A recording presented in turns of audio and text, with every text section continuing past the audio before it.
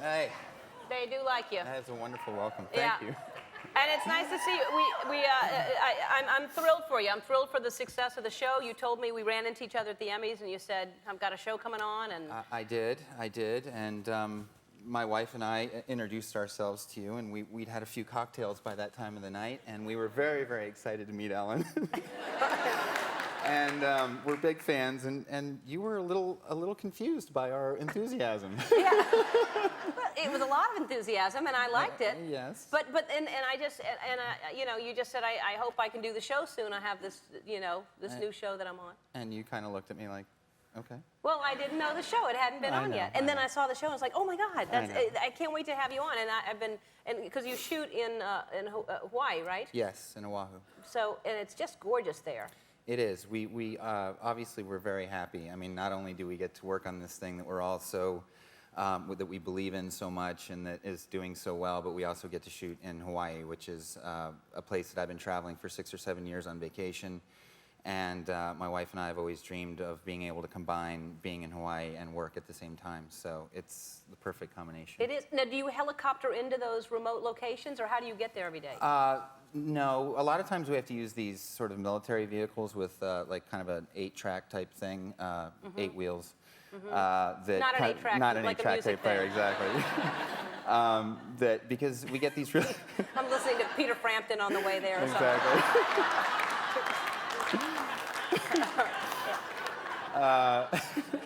Come on, you know trucks, go on. Yes, this is some sort of military Yeah. vehicle that, because we get these really intense rainstorms and suddenly everything will turn to mud and we have to get back in there, we have to use these trucks. And now, I don't know if you're watching the show or not, but I've been talking about it because it's really, it's got, as I've said, it's sort of like, how have I described it before? I don't know. It's like Gilligan's Island. It's a scary, scary Gilligan's Island.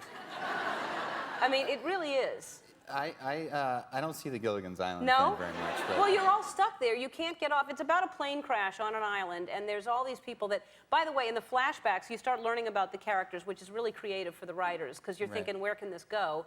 But you can flash back and see, but everybody has the same facial hair, because you can't shave like for earlier, because you've got to always look right, the yeah, same. exactly. We can't do a lot of big physical changes in the flashbacks because we have to come right back and like the very next day be shooting stuff that's in present time. Right. Although I think we're doing a pretty good job with that. We're trying to change things up and obviously going back in time. But you know, the flashback stuff is a really great tool for Lost. I mean, I'm not a big fan of flashback in general in storytelling, but for Lost it's turned out to be the most amazing premise for it because it really gives the audience a peek into these characters in their lives leading up to the crash, and they get to kind of get drawn in a way that the characters that they're interacting with on the island don't know these things about them. So I think it's a really great tool for us. It is, because these people all go down, they're all traveling, and they don't know each other. I mean, and suddenly you're stuck with these people, and you don't know why somebody acts the way they do until you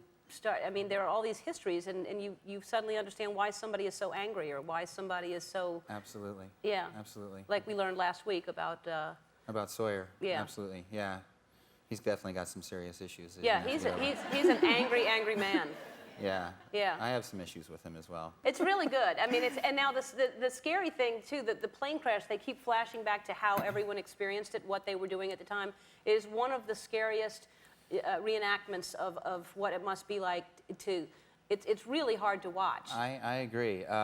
You know, J.J. Abrams directed the pilot, and he went back and watched a lot of sequences of plane crashes that he had seen over his over his lifetime, and I think he just did the most amazing job of making that a really terrifying sequence. And you know, I get asked a lot whether or not that was really difficult to shoot or anything, but the thing is that working with JJ, he really sets that stuff up for you in a way that makes it actually easier for you because you're trying to create a certain, you're trying to make this picture of what the characters are going through. So I think he really makes that easy for you. Well, some people, you know, I've tried to get people to watch, and I have friends that are scared of you know, they won't watch anything scary.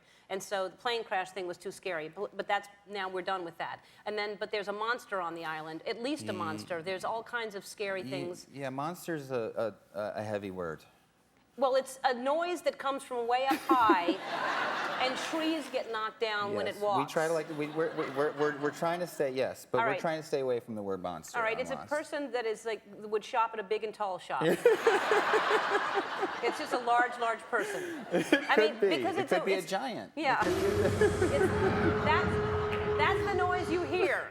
So if that's a person, it's a monster. Don't act like it's not a monster. Okay.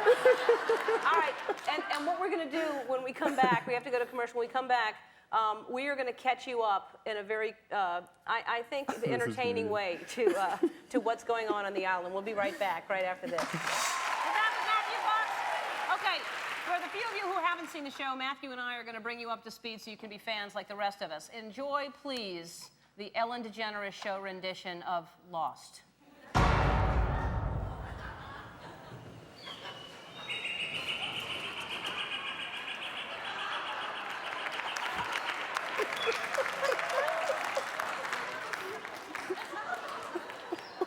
I'm not going to move to these caves, Jack.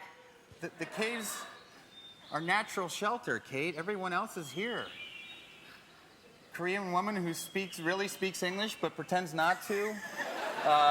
Helpful, overweight, good guy with a good sense of humor, even the Hobbit from the Lord of the Rings.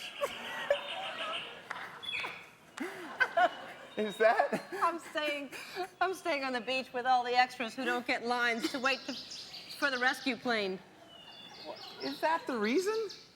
I mean, do you want to make out with the rebel with the rebel Dimples again? He's a loose cannon. Doesn't it drive you crazy that he calls you Freckles? Are you jealous? It's not safe, Kate.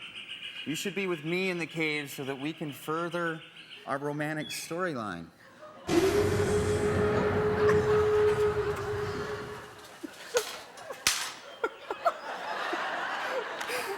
That's the other reason I'm not moving to the caves, the invisible monster. Don't worry about the monster. That was brought up in the first 2 episodes and never mentioned again. Are you bleeding? Are you all right? I'm fine. It's just a broken shoulder. Maybe you should take your shirt off and let me look at that.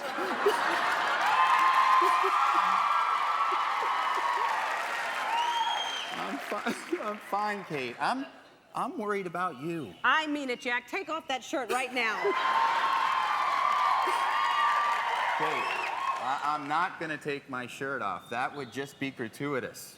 Just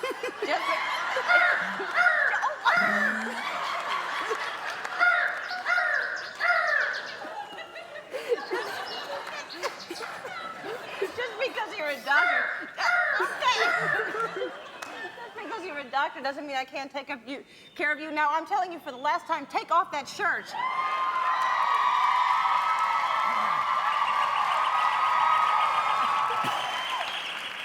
Just what kind of criminal are you?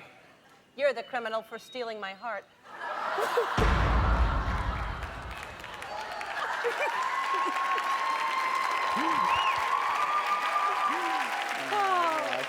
Now you're